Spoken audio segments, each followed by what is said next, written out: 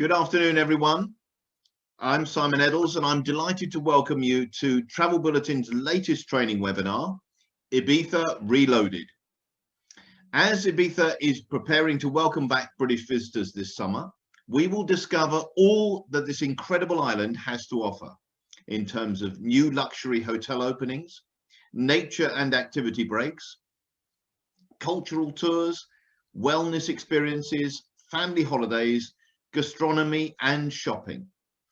This webinar will be packed with information, and there's no doubt that by the end of it, you will realize that Ibiza has something to offer every type of client you might have.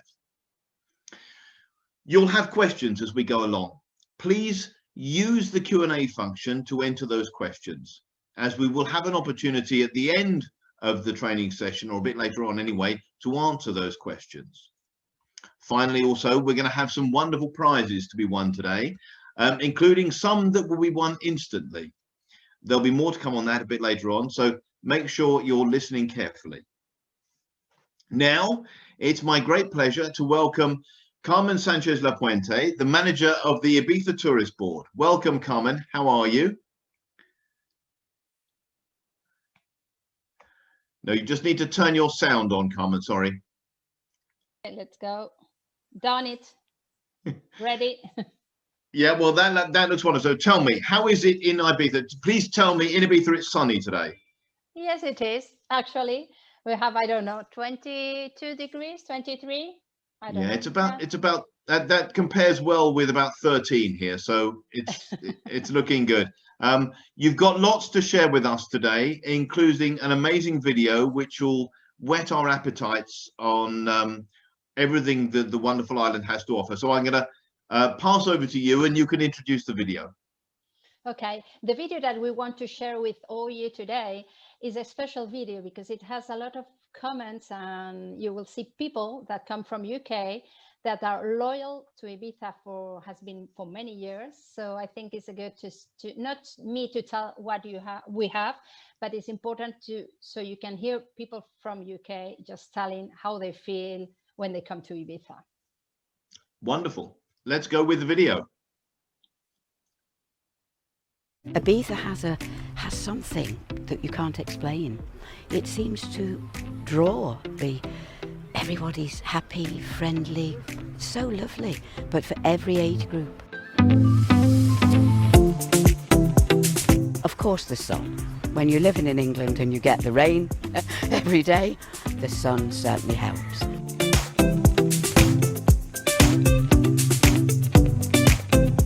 You have the most amazing natural geographical landscape. Everybody is accepted in Ibiza and nobody is rejected. The young have the clubs and the bars, but if you want the quiet beaches, the walks, the visits, the boat trips, it's perfect.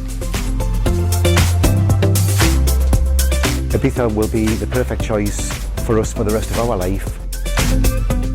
Even though it's a small island, as you know, there's still plenty to see, there's plenty of little coves to go to.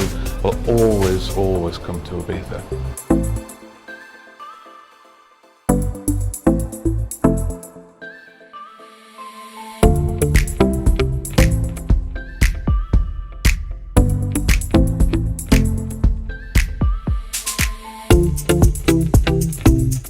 And when we're in the UK, we say,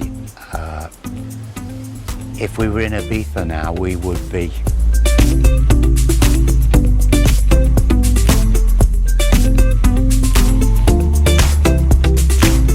And since then, we have become part of the family.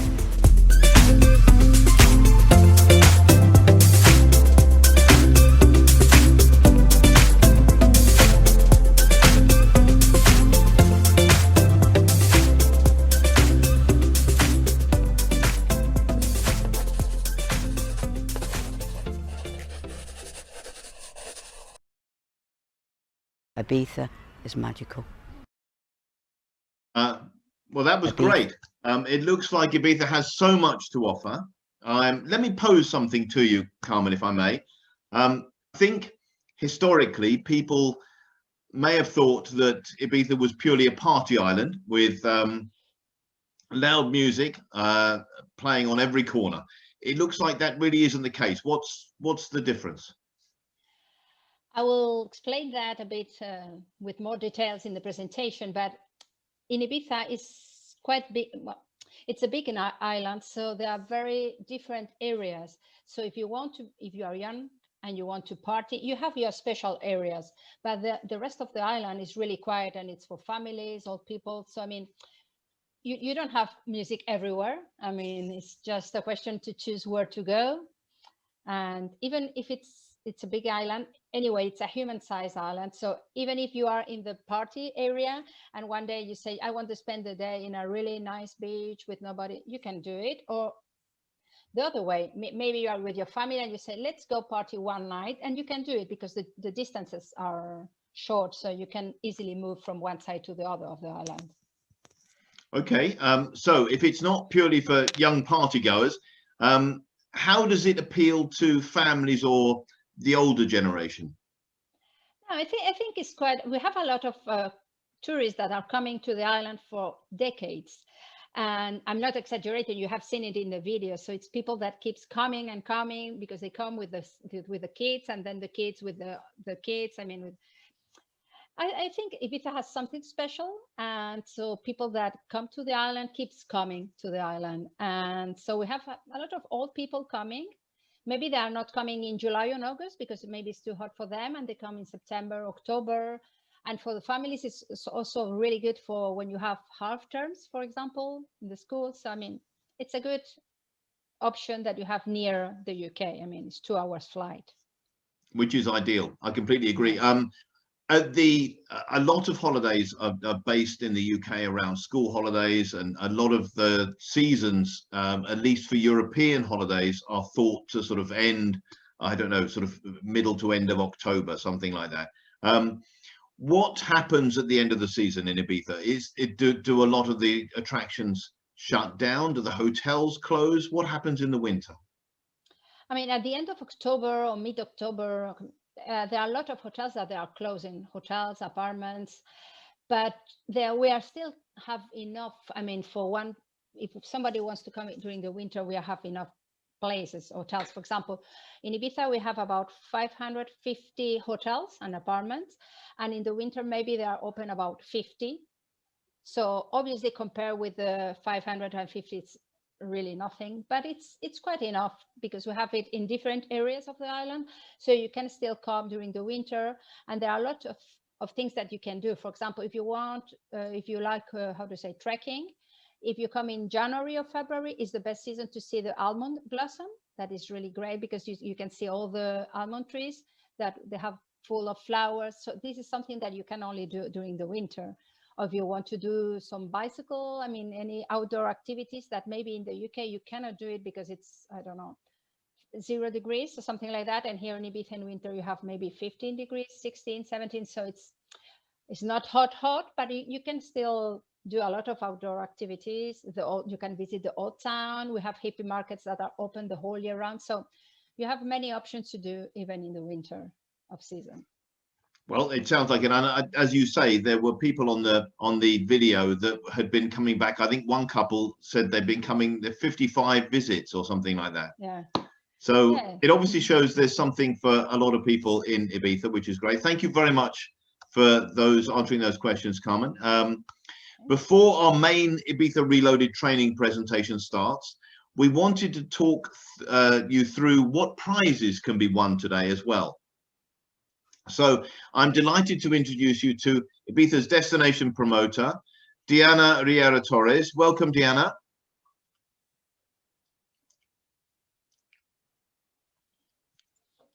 Diana, your sound is off now as well. Hooray! Hello, Diana. Are you well? Hi, everybody, and thanks for watching us. Oh. Fantastic. Okay, so can you please share with us, Diana, what prizes are on offer today and how our wonderful agents who are watching, we've got over 100 of them in touch with us at the moment, how they can win them as well? Yeah, of course. I start with the super prize. To be eligible to win a 4 days getaway to Ibiza for 2 people, the winner agent and a partner or a friend, which includes return flights from any of the main UK airports, 3 nights bed and breakfast in a 4-star hotel, car rental for 4 days, a guided visit to Dalt Vila, that's the old town, and a meal with the representatives of the Ibiza Tourist Board. All you need to do is enter via travelbulletin.co.uk/Ibiza webinar competition by Monday, the 10th of May at 4 p.m. and answer 3 simple questions. Also, there are 10 goodie bag prizes, each packet with these following 10 amazing items: a notebook, a mini moleskin notebook, an USB with photos of the island, a book of Ibiza that could be a gastronomy recipe book or an originally illustrated guide, a kit of 3 different salts enriched with flavors and Ibizan herbs to use with your dishes, a handmade fridge magnet, a typical picnic blanket, a lavender scented doll, a general information brochure, and a folding map. So 4 goodie bags will be won instantly during this webinar. 2 winners will be announced halfway through the main presentation.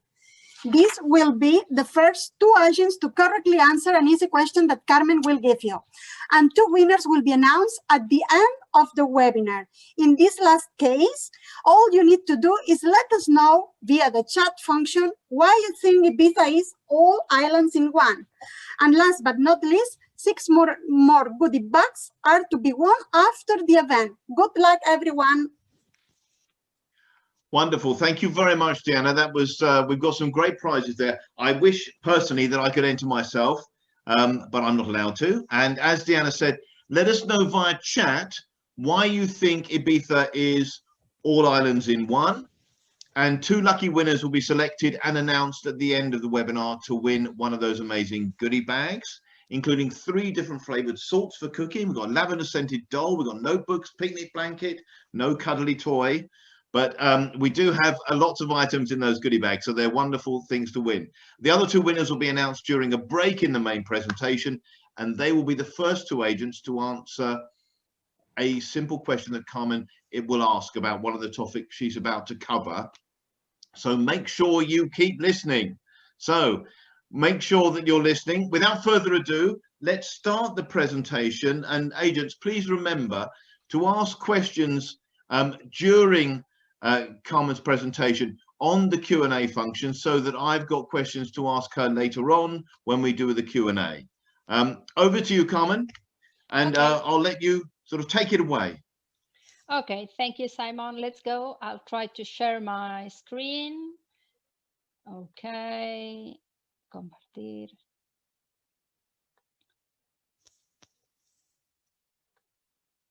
Okay. I think just please, Simon, tell me if you can see my screen just to be sure it's working. I can see your screen. Okay, perfect. So let's start. So I will start with this question. So what's the image that comes to your mind when you think about Ibiza? Probably, as Simon has mentioned before, when you think of Ibiza, you think of something like that or something like that. We are famous for our clubs, and we're really proud of that because it's an important industry of the island. But now with the COVID situation, things have changed a lot. So this is not possible at the moment, these crowds of people. So I will explain you a little bit of the COVID situation actually in Ibiza. It's a bit boring about the information. It's not, because the second half of the presentation will be more fun with nice pictures of the island. Now I have to inform you about this situation. We have different levels and restrictions in the Balearic Islands. As you know, we are all a region, Mallorca, Menorca, Ibiza, and Formentera, and we have different levels. It depends on the situation of the moment. We are changing the situation. So anytime you are coming, you should check in the website, the official website of the government, to see in which level we are, okay? Now the situation is quite good. We are in level 2, and we hope we can still go down. And the difference between the different levels is just that, for example, the restaurants, how many people they can have in the terraces, or if they are allowed to have indoors clients, or for example, how many people can meet, or what time you should be back at home. For example, the gyms, how, if they can open or not. So anytime you want to come to Ibiza, you have to send a client or contact us and we'll tell you, or just go to the website of the Balearic Islands to check in which level we are. Now, as I've told you, we are in level 2 and going down. That's the information about the light system. We are in the whole Spain. We have a law that will end at May 9. So we don't know exactly what will happen after May 9, because depending of that, we have, you know, this traffic light system, if we are a green, amber or red area. So the thing is, at the moment, we are amber, so we are medium risk, but we hope, I mean, we are not sure about that, but we hope that we will get the green, that is a low risk destination. This, unfortunately, it doesn't depend, it doesn't rely on us, but we are hope that we get, and we are a green low risk destination for the UK tourists, because this will be the best way for us, because we are a touristic island. So for us, the tourism is necessary. I mean, it's not like other destinations, they have other industries. For us, the industry is the tourism. So at the moment we are amber, but we are crossing our fingers and we hope we will get the green low risk situation. Anything, all this information that I'm talking, you will have it in the website of Travel Bulletin. So don't worry. I mean, if I'm just going quickly through that, you can have the presentation and then see all these details of the levels or the green lights or whatever. This is a bit of the situation. I mean, the important thing is that you will see signs everywhere in Ibiza, is that you have your keep your distance. You have to wear your mask. I mean, the mask is mandatory. So we are all with this, wearing these masks when we are with other people. But for example, you don't have to wear it when you are at the beach, I mean, lying on the beach, because probably that could be a question you were asking me. So you just have to wear the mask, for example, if you're walking and going in the city, in the old town, then you will remove it when you are in the restaurants or when you are on the beach, okay? And it's important you wash your hands, but this is things that you probably know and you do in your own country. This is a bit of information about the UK and Ibiza.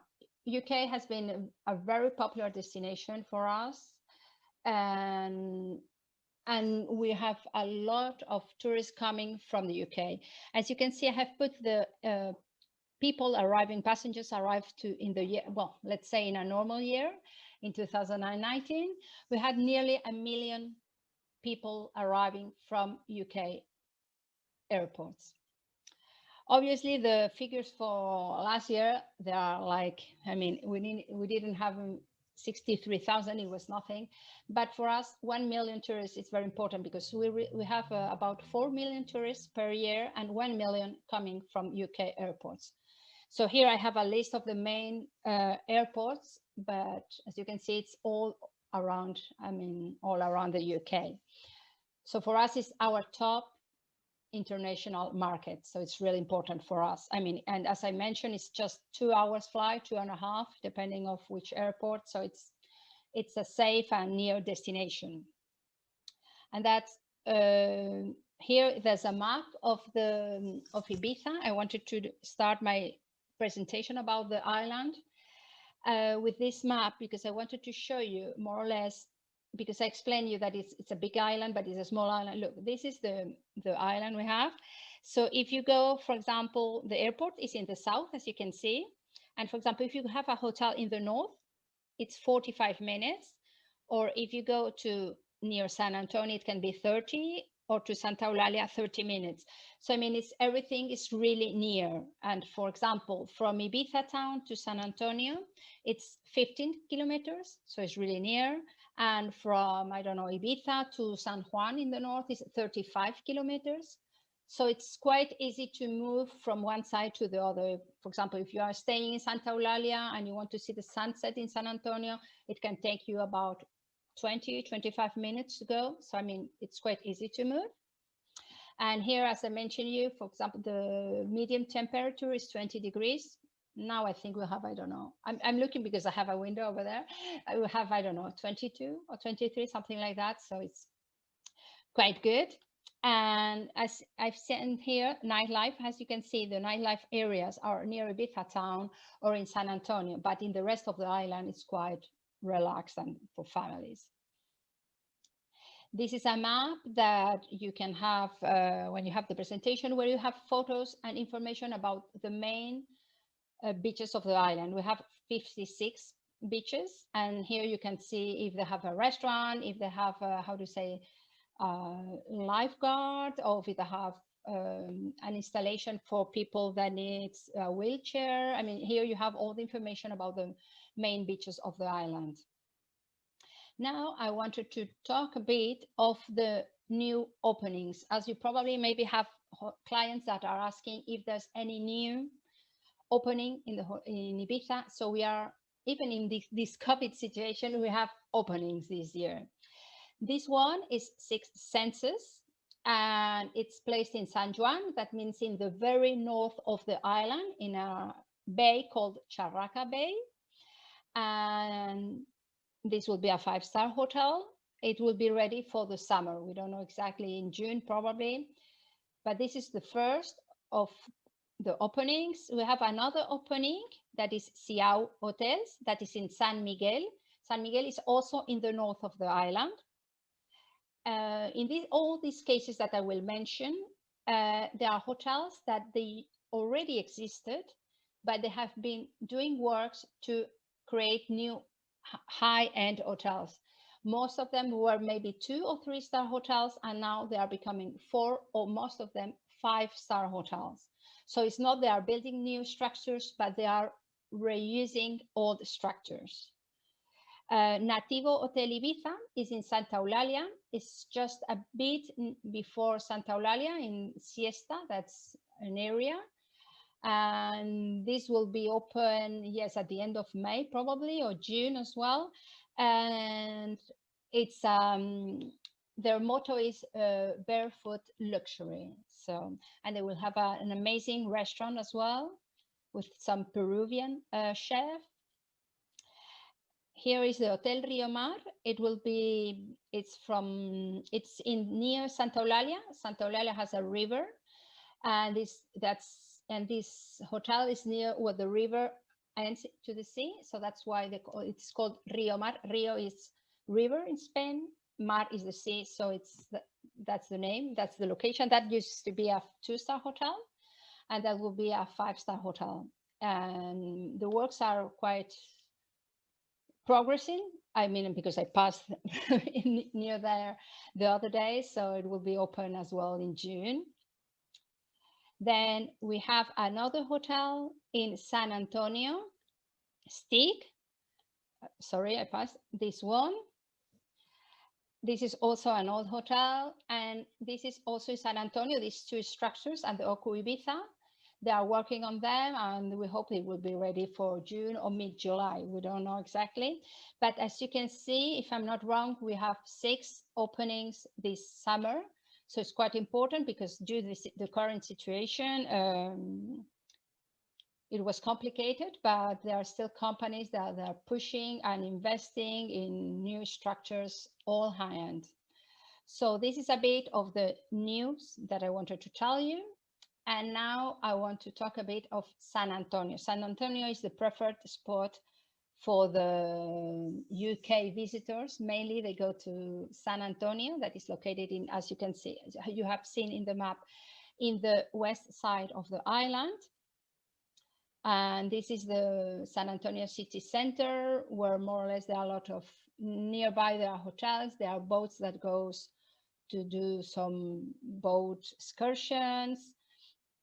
This is San Antonio Church with traditional architecture. That is very traditional to find this kind of churches in all the villages of Ibiza. There are all these kind of Mediterranean white churches, and you will find it in any of the small cities or villages of the island. And this is one of the most typical from the San Antonio Bay, is the amazing sunsets.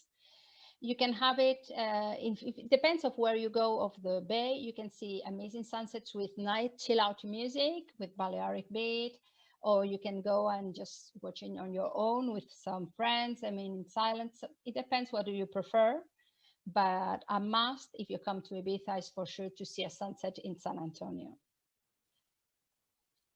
I want to mention now, I'm changing a bit of area. And now I want to mention you, because you maybe don't know that, that we are a World Heritage Island. We have 4 assets that are World Heritage by UNESCO.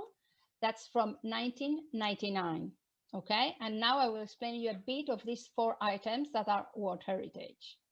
First of all, this is Dalt Vila. Dalt Vila is the old town of Ibiza. As you can see in the picture, it has been kept like it was. There was Renaissance walls, and there were all this area with white houses that you can see is the harbor. It used to be the fisherman neighborhood, and now it's full of small restaurants, ice cream shops. There are hippie markets, so it's really lively in the night. And up in the old city, you can see the cathedral at the top. And there are really nice narrow streets from the medieval times. So it's really nice to wander, to walk there when it's near the sunset or in the morning. And another important thing for the travel agents is that just next door to the cathedral, the old castle, that you can see maybe, yes, something red there, there will be a parador. Parador is it's from the Spanish government. It's a chain of hotels, and we will have our own parador. It will be a 5-star hotel just near the cathedral. All this area, this is, for example, another view from inside in the old town. As you can see, there are a lot of shops, restaurants. So it's really nice to visit the old town, Dalt Vila, during the day or during the night, because there are a lot of restaurants to have dinner al fresco. This is the second asset that is World Heritage by UNESCO, that is Sa Caleta. Sa Caleta, it was the first Phoenician village that we had on the island. It's in the south near the airport, and these are the rest of the village that was here from the Phoenician. That was the 7th century before Christ, and they left this area and they moved to the area that now is Ibiza town, or also in the south of the island. In this moment, we are creating an interpretation center just here near, okay? This is another asset that is World Heritage by UNESCO. Oh, sorry, I went too quick. That was the necropolis of Puig des Molins. That is, we have more than 3,000 tombs from the Phoenician times, and we have an archaeological museum attached. That is one of the best museums with Phoenician assets. And if you visit the museum, you can also visit the tombs like this picture that we have here. And the 4th element that is World Heritage is Posidonia Oceanica. Posidonia Oceanica is this plant that you can see here. Is an underwater plant.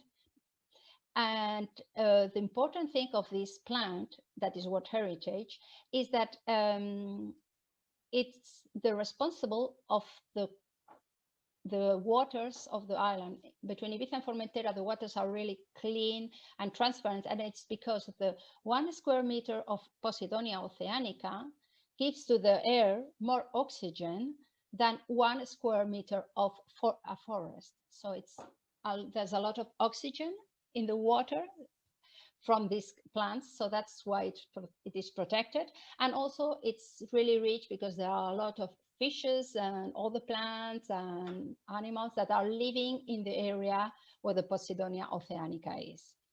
So this is the moment where we make a break. Well, I make a break.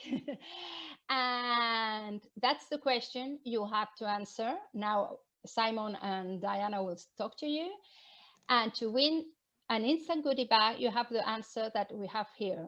You have to name one of our 4 World Heritage assets. So let's have this. Well, let's me have this break. And Simon and Diana, I give the word to you. Thank you very much, Carmen. That was all great information. We're now going to have our very short break, as you say, and it's time to win 2 of those amazing goodie bags. Carmen has already asked the question, so she's asked you to name the heritage sites, which I can see people are doing. Diana is looking obviously through the answers, and while we're just getting ready for this, I've got an interesting fact for anyone who doesn't know this. I think this is right. Please correct me if I'm wrong. Anyway, but I think that I've read somewhere. I was on a call to one of my clients earlier on today, and he mentioned that he'd previously worked for a company called 20s, who were a sort of youth brand back in the sort of 90s or whatever. And he said that he remembered that South Pacific, the film, or part of the film South Pacific, was filmed in Ibiza. So there's an interesting fact for you. Anyway, Diana, are you ready with some winners? Yes, of course. Okay, so tell us who's won and what their names are, please. Yeah, the quickest 2 agents have been Mr. James Smith and Mr. Peter Foster, and both have answered Dalt Vila. Correct. That's great news. Thank you very much. So that's well done to both of you for that. We're now going to congratulations. Your amazing goodie bags will be winging your way over to you in the next few days. It's now time for the second part of the Ibiza Reloaded presentation. So thank you again to Diana for that break and for picking the winners. So it's now back to Carmen to resume your presentation, please. So that was a very short break for me. Eh? Did you not manage to sort of throw back a couple of shots or anything? No, well, I had some water. Can you see with my logo in the? Can you see my glass? No, I can do it. The green screen plays havoc with things. But yes, I can see it. We can see your logo. I'm drinking water. That's it. Okay, let's go back. We'll say goodbye. We'll see you in a bit. Okay. Let's go to share my screen again. Let's go. Here I am. I'm in the right. Let me check. Whoop. That was too quick. Okay, let's go. I wanted to talk to you a bit about Ibiza as a family destination. Okay. As you probably, who has been here or who, Ibiza, it's a very traditional destination for families, for UK families. I mean, I've included another map of the island, and as you can see where the yellow arrows are is where you can find family destinations or family resorts. Most of them, as you can see, they are in the east side in the area of Santa Eulalia, but you have also in the north, or you have not far from San Antonio. So there are a lot of areas where families normally goes, and you have a lot of resorts specialized in families. For example, this is a picture of Santa Eulalia. I've read in the chat, one of the first who has written about Santa Eulalia. They were coming with kids, something like that. I've read it really quickly. So this is a very typical destination for families. There are hotels in the city, but also not far away. And people go to Santa Eulalia maybe to have dinner or to play with the kids. There's a beach also in the city. This is another typical thing to visit in Santa Eulalia. That is the church, another of these white churches. And this one is called Puig de Missa. It's at the top of a hill, just in the village of Santa Eulalia. This is one of a very traditional UK resort that is Cala Yonga. There are hotels in both sides of the beach, and at the back, as you can see, a very nice pine forest. It has been, I mean, I live not far away from here, and there have been UK tourists since I was a kid. Everybody was going to Cala Yonga. That one is another one, Escana, that is also very traditional for the UK. And this is Cala de San Vicente, that's in the north. That is not Santa Eulalia, but it's San Juan. It's another municipality, but it's just near. And they have 2 or 3 hotels on the beach. You can see it's a really nice sandy beaches with a lot of activities. And talking about families, if you go to the old town, Dalt Vila, oh my God, it's working. I mean, I'm not touching it. This is, for example, one picture. If you go to the old town in Ibiza, in Dalt Vila, you can visit. There are 2 bulwarks in the Renaissance walls where kids can try the armors and can see videos explaining how the walls were made. So it's quite interesting when you go to visit the old town to go with your kids to see this, to have this experience. And we have also a lot of activities in our hippie markets. As I mentioned, there are hippie markets open the whole year round. They have activities for children.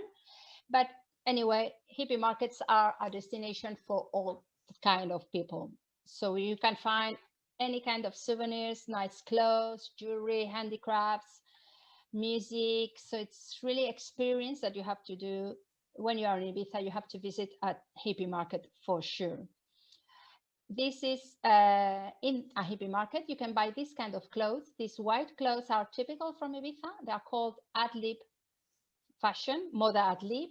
That it means it comes from a Roman name, ad-lib, ad libitum. So you can dress as you want, but just do it with taste, with good taste.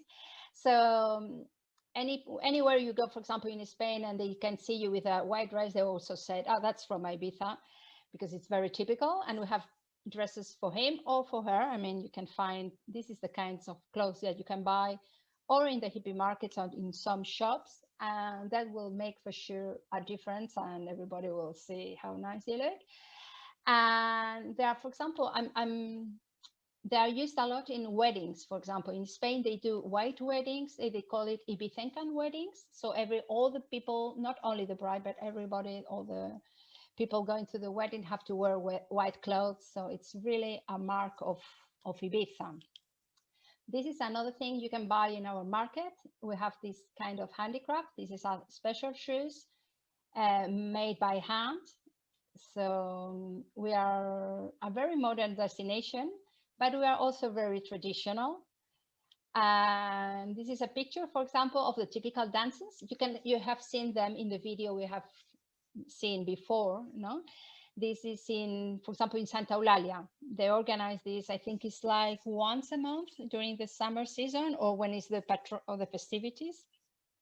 So anytime you come to the island, it's very possible that you can see one of these dances, because in Ibiza town and in San Miguel, they do it once a week. And in the other villages, they do it when it's the patron saint, but there are a lot of, during the whole year, there are a lot of festivities, because every village in Ibiza has a saint name. We have Santa Eulalia, San Jose, San Antonio, San Juan, so have a lot of festivities on the island. But for who is not for the festivities, let's do some sport. And we have included some images about outdoor activities. This is, for example, you can do some bicycle or mountain bike. This is, for example, not far from San Antonio. The church you can see here, it's San Mateo. So that's in the northwest of the island. So it's really interesting to visit the island. It's better if you do it off season, because if you try to do this in July or August, maybe it's too hot. But you come in May, in June, or April, or March, even that, it's a great weather to visit the island or some areas of the island with a bicycle. Or if you are a runner, This is in the south, near Salinas Beach. This is a tower. We had 7 towers around the island. They were used to protect the island from the pirates, because a lot of pirates were coming to the island to, as they say, to steal money and things and women.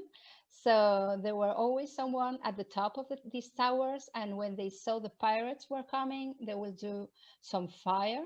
So with the smoke, they can give signs to the other people of the island. They have to go to a safe place, that it could be all these towers or the churches that you have seen that they are really big. And so they were also used to protect the population from the attacks.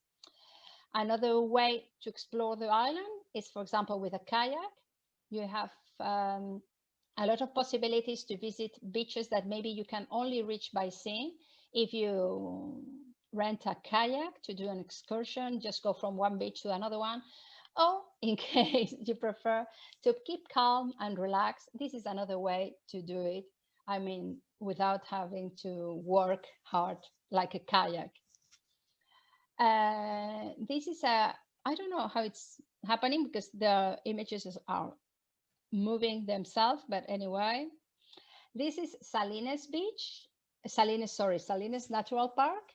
As you can see, we have a lot of salt. This is an industry that has been here from the Roman times, and we're still working on that. They are selling a lot of salt to the northern countries for the fish, or to the Faroe Islands. So it's quite it was the first industry on the island before the tourism. And it's also a natural park where you can see these are some, how do you say, flamingos. We have them living here the whole year, because now, you know, with the global warming, I mean, normally they used to come to the island during the summer, but now they are living here the whole year in this area, in this natural park of Ses Salines, that is in the south of the island. Ibiza is being more and more popular as a wellness destination. You will probably, some people will say, but it wasn't a party destination. Yes, Ibiza is a party destination, but it's also a wellness destination. There's a lot of retreats on the island to do detox, to do yoga, meditation. So Ibiza is really a destination for who loves wellness. And you can see, for example, this is in a small hotel in the countryside. There's a yoga activity, so you can do a lot of open air activities. And I wanted to put also this picture because we have unique spas. This is a spa. Oh my God. Sorry. And this is, wait a minute. This is a spa that is, I don't know, that is located at the up of the hill. So, and they use, so you can, if you are in this spa, you can see no houses at all. You just see the sea and the mountains. So it's quite a great and unique places where you can enjoy well-being experiences. And talking about experiences and well-being, I wanted to show now some gastronomy. I put in the middle a paella. This is a very typical food that you probably, all of you have eaten sometime in Ibiza or in Spain. At the left side of your screen, you will see the normal bread, olives, and alioli. This is the yellow sauce that is a bit with garlic that you will find it any restaurants. When you sit in Ibiza, they will put you olives, olive oil, and also the alioli sauce. And here you can find this bread that is traditional, and this is sobrasada. Sobrasada is a special sausage made of the pork. And I put also another 2 dishes, the fresh one, with tomatoes, peppers, onions, and bread. This is ensalada de crostas. This is a very traditional food for the summer. And then I put another one with lamb, chicken. We have a mixture of kind of food. We have a lot of fish, but we have also a lot of meat. And we have, in fact, lamb, pork, rabbit, and a special really good fish. So when you come to the island, you have to try local dishes. This is my suggestion. And for the ones who love the sweet things, I have put here, you can find flao. This is a kind of, it's a cake. It's made with cheese and mint. It's very, very different. I mean, it's not a cheesecake. It's very different because it has the mint inside. It's a medieval recipe. So it comes from the medieval times. And you can eat it here or bring it home like a souvenir for your family. And there's another thing like called orelletas. That means small ear because it has the ear shape.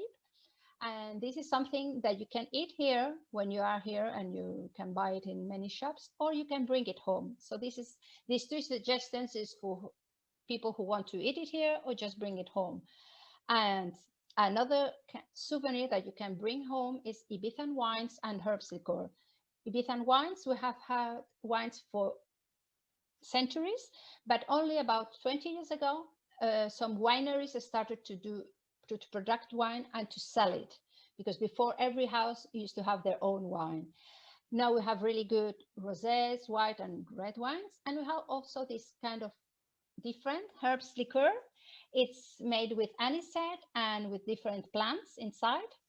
And every family normally do it at home. I mean, you can buy the ones that are good, but a lot of families we are still doing it at home. And there's always a competition about the number of plants you have inside. Minimum is 15. There are families that include even 21 different plants. So this is a great souvenir. I mean, you can drink it here before, but it's a great souvenir to bring home. And this is my very last picture.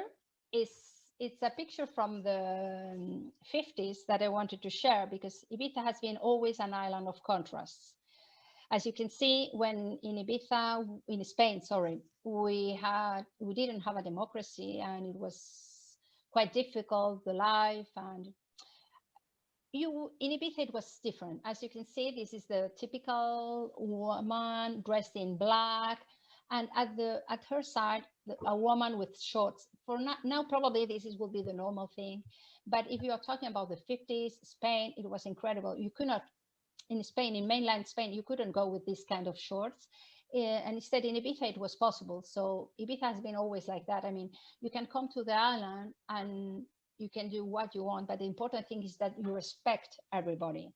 So it has been really, it's an open island, but the important thing for us, you can come, you can enjoy the island, but in a peaceful way and respecting everybody. So that's why I wanted to finish my presentation with this picture that represents a lot of how Ibiza has been, and it's in this moment. And that's it. Well, I wanted to include it that hashtag it's all islands in one, because as I've been talking to you all this time, Ibiza has a lot to offer for everybody, for young people, for old people, for families. So it's important that everybody thinks that they can come to Ibiza. Well, that was an amazing presentation. I bet. Do you want to go off screen and have a drink or something now? Just no, don't worry, I have my water here. Well, no, that was fantastic. Thank you ever so much. It's now time. We've got lots of questions to ask you as well. So I've got, I'll start with James Pettit asks, how easy is it to get around the island if you don't drive? I answer, Diana? Yeah. Yeah. Okay. Okay. Carmen, what we're going to do is I'm going to give you all the easy questions, and the really hard ones Diana's going to have, okay? That's great. Okay, let's go. It's not so easy to move if you don't drive. My advice is to rent a car or to rent a motorbike if you don't drive, because you know that we drive in the other way as you drive. So maybe it's a bit complicated, but maybe it's easy to rent a motorbike. I mean, the problem is that it depends on you. If you want to visit a lot of places, you should have your own car or your own motorbike. There are a lot of buses from Ibiza to San Antonio, for example. So if you are staying in San Antonio and you want to go to Ibiza town, that's easy to move. Or from Ibiza to Santa Eulalia, it's easy to move. Or from Ibiza to the airport. So there are main, let's say, main roads that you can take buses. Or you can take a taxi, but it's better if you have your own car, so you can go, for example, to a different beach every day. I mean, it depends what are your plans, obviously. And there's another way to move that I haven't mentioned is, for example, if you are in Santa Eulalia and you want to go to Ibiza town, you can go by boat. There are like boats from, not from everywhere to everywhere, but for example, Ibiza Santa Eulalia or Ibiza Calahonga. There are boats, or Ibiza Talamanca, Ibiza Playa. Yes, there are different kind of boat services that you can use, and it's a nice way to move. Presumably, you can also get information on the bus routes and things like that from here or from you anyway on email or something like that, if the agents want to follow but anyways, up with that. there's a website. It's really easy to remember. Ibiza Bus. Okay. IbizaBus.com. You can find all the information. IbizaBus.com. That's for my note list from now on. Right. The other thing then is presumably you can take taxis as well. Yes, of course. Okay. If you are taking buses, and we won't dwell on this for too long, but presumably you can buy a pass that lasts you a few days or a week or something like that if you wanted to. A pass, sorry, for the bus. Pass. Maybe no. Is it just you pay per journey? Pues that's a difficult question. I have no idea. We'll ignore that question. Diana, we'll move on. No. The thing is, it's one for Diana. It's one for It's a difficult that's one. For Diana. No, because I never use the bus. I always go with my motorbike, so I don't know. Sorry. No, that's fine. We'll move on. But Ibiza Bus is the website to find out more on that. Yeah. To come back to the sort of COVID situation, I've got Mark Ashton asks, in terms of tests and vaccinations, and do you know what how easy it's going to be to obtain tests in Ibiza before people travel back, and how much they will charge? Yes, we have a list of, because recently Diana somebody asked her, an Italian travel agent. So I know that Diana has a list of places where you can go to do the test, but I don't know do you know, Diana, the prices? Well, I think the regular price for a PCR, it's 120 euros. Okay. And there are clinics everywhere in the island, in the main city centers of the island, such as Ibiza City Center and San Antonio, and also Santa Eulalia. The reason people ask is that there is not only a good chance that people may require a test before they come back, depending on where people sit in the traffic light system, but also the cost of those tests is coming down, at least here anyway. I don't know whether it's possible it might come down with you, but it's down now here in some places to around about sort of 60 euros, 70 euros here, the equivalent of in pounds anyway. So we shall wait and see on that. I've got a lot of people asking. I'll mention Sonia Davis, as she mentioned it as well. What is the name of the parador next to the cathedral? It will be El Parador de Ibiza. It's Parador de Ibiza. Yes, okay. Normally it's the name of the place where they are. So it will be Parador de Ibiza. Mm-hmm. Okay, and when does it open? That's a good question. I don't know. But I explain. It had, because there were some problems because they found, how do you say, some Roman remains and some Arab remains. So they had to stop the works. That was a couple of years ago. And they had to change the project so they can put, I don't know how to say in English, you know, when you put something in the floor that is transparent, like a window. So they put a glass floor so that you can see all of the, where the digging took place and what they found. That's it. So that's why it's been taking so much time to get finished. But now they are pushing. So I hope that like maximum 1.5 years, it is open. I hope. They're working. Well, I mean, right now they have stopped a couple of years due to these changes they had to do. But now they are working on that. So. Okay, well, we'll have an update on that, hopefully. Donna Tweddle asks, are the bars and restaurants able to play music and show sporting things and, you know, things on television? Is it sort of back to normal almost with that? It depends on the level. Now we are in level 2. So what is included in level 2? I mean, the terraces are open 100%. So all the tables. And inside, I'm not too sure. Diana, do you know the exact situation of the indoor bars? Indoors bars at level 2 are not permitted to open in the interior. Not yet. Not yet indoors. And the tables have to be only 4 people. I mean, maximum 4. But yes, they have. I mean, they have music, and they have TV. I mean, that's okay. So the problem is that not more than 4 people have to be in the same table, for example. Okay, fine. Okay, thank you very much. I've got Helen Burt. Sorry. No, I think they close at, now they have changed it. I think it's 11 p.m. Now it's 11 p.m. Yeah. They close at 11 p.m. Okay, I've got Helen Birtwhistle. Helen Birtwhistle asks, where would you go? Where would you recommend in terms of quiet beaches away from the sort of crowds? For example, in the north side of the islands, there are really small beaches that are really with not a lot of people. And because, for example, if you go to, it depends, because there are really nice beaches, but there are Salinas Beach. It's nice in the south. It's in the natural park. That is quite. I mean, it's a very long beach. And or in the north, Beniras. I mean, there are a lot of beaches. Okay. A question that's come up, Sonia Davis asks it, but I think 2 or 3 other people have asked it as well. They've had clients who have wanted to book into the beach clubs. Do you recommend, and can you book them before you travel? And should you? Because they found that they're difficult to get into sometimes. It depends of the beach clubs. I mean, for example, there are beach club.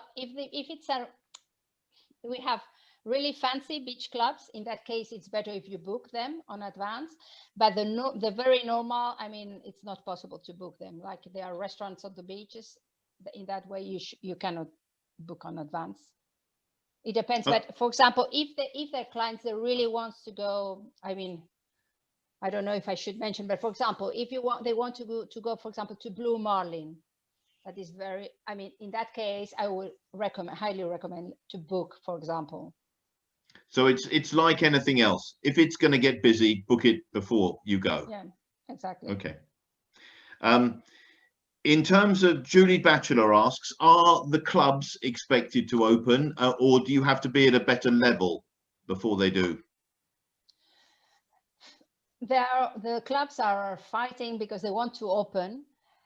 That's the problem. And now I've seen today in the newspaper that they were asking the government to give a trial period, like 15 days in June, to try to open, to see how it works. But there's nothing at the moment. They cannot open. I mean, at the moment, if they don't change the law, in any place of the Balearic Islands, they are allowed to open. But they are fighting, I mean, because it's a big industry, as I mentioned at the beginning. So they are fighting to see if they can open. They have been maybe asking people to do a PCR test to go inside. Now I've seen today in the newspaper, they are asking 15 days in June to do a trial to see if it's risky or not. So they are trying their best to open this summer, but.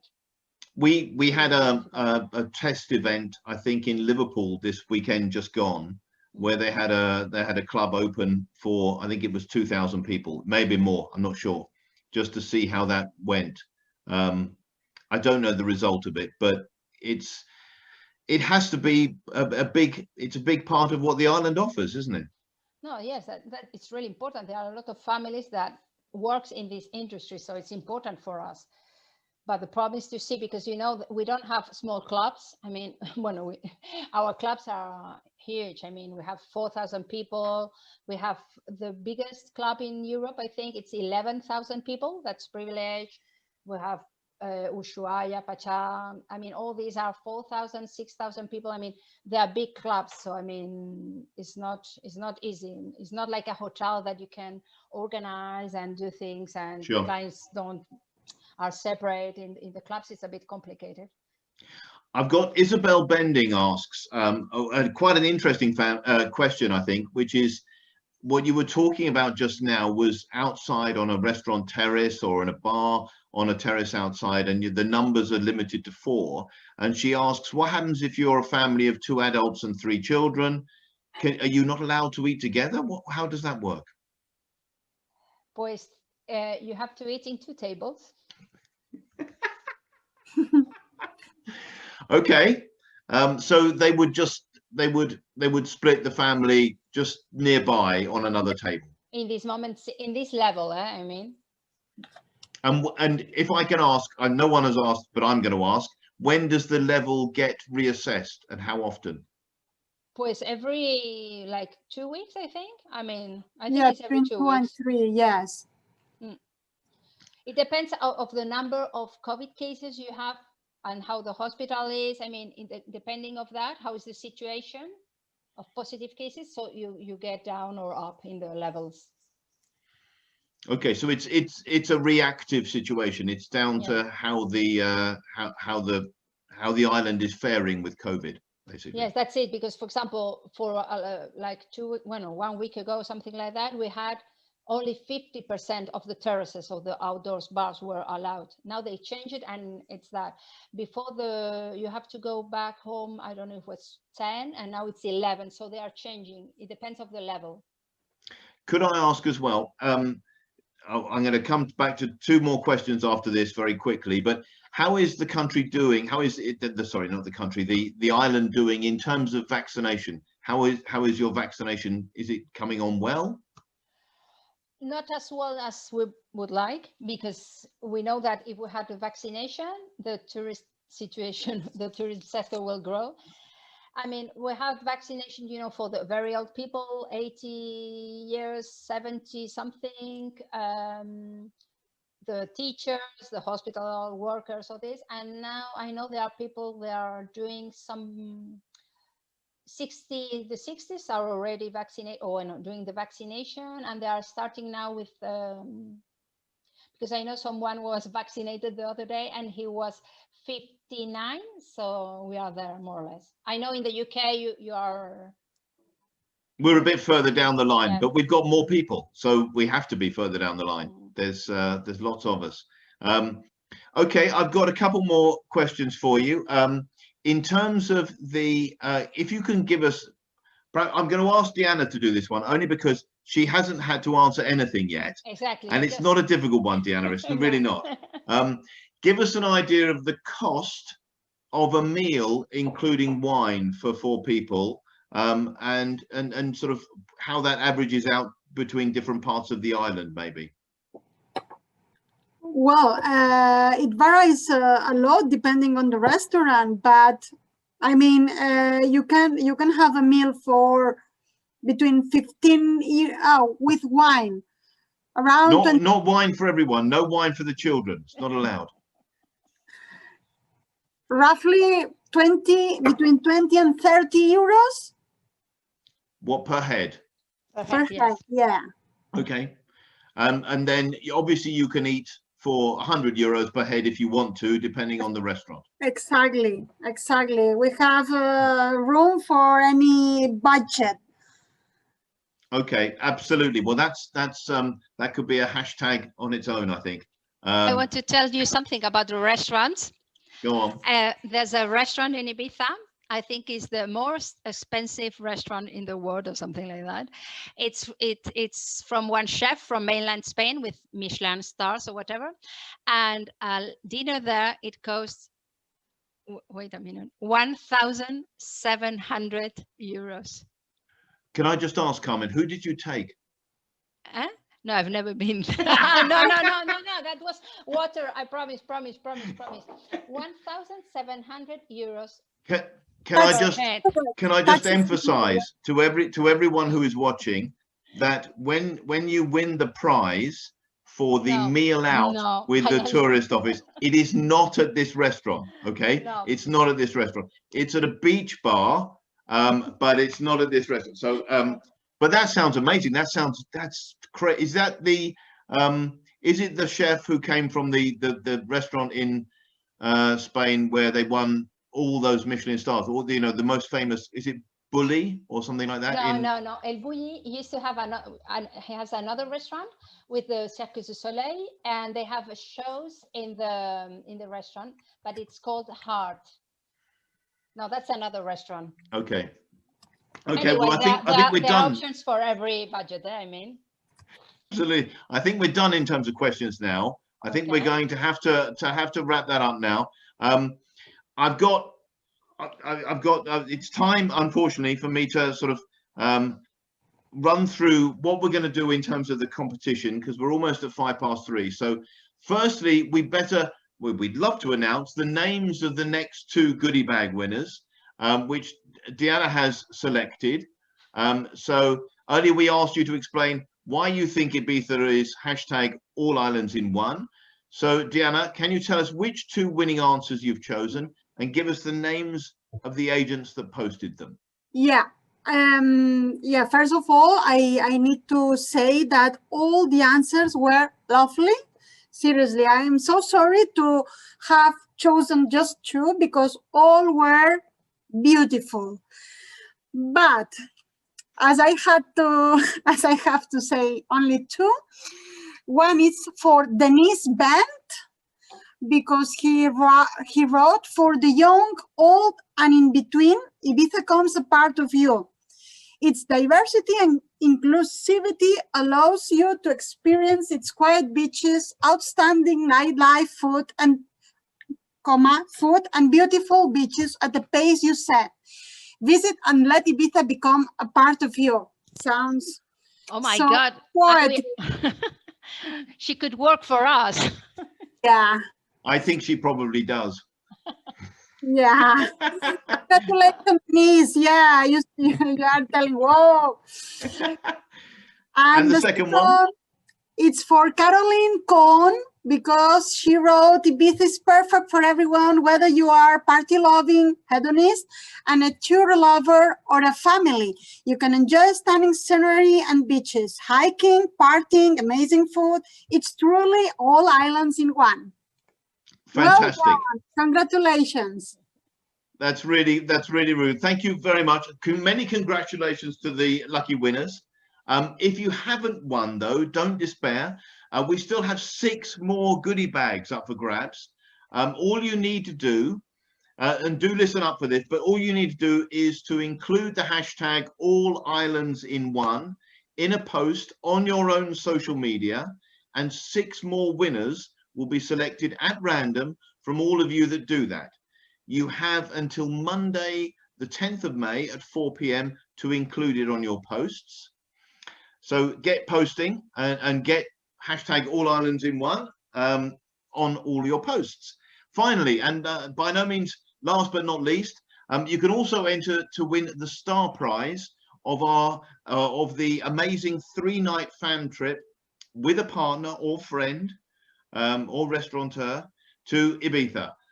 As a reminder, the prize includes return flights from any of the main UK airports, 3 nights bed and breakfast in a 4-star hotel, car rental for 4 days, a guided visit to Dalt Vila, and a meal with representatives from the Ibiza Tourist Board. All you need to do to enter is to go to travelbulletin.co.uk/Ibiza webinar competition and answer 3 simple questions. Enter your answers before the deadline on Monday, the 10th of May at 4 p.m. and you too could be jetting off to Ibiza. By the way, the questions and entry address will come up on the screen once we finish the webinar. So if you haven't written it down now, then just hold on, and when we finish the webinar, you'll see all the details you need. So that just about wraps up what we've done today in terms of the Ibiza Reloaded webinar. If you want to watch it again, just to sort of catch up on how these wonderful logos look behind people on screen, because they do look amazing. So please watch it on our website tomorrow. You can catch it on YouTube, on our channel there, and also on our Facebook page as well. I'm sure you'll agree, we've learned a great deal today, and that's entirely down to Carmen and Diana. I'd like you to all wave to them. I know we can't see you, but we're going to wave back to you to say goodbye and to say thank you very much to them as well. Thank you very much, Carmen. Thank you, Diana. And goodbye, agents. Thank you so much. Thank you. Bye-bye.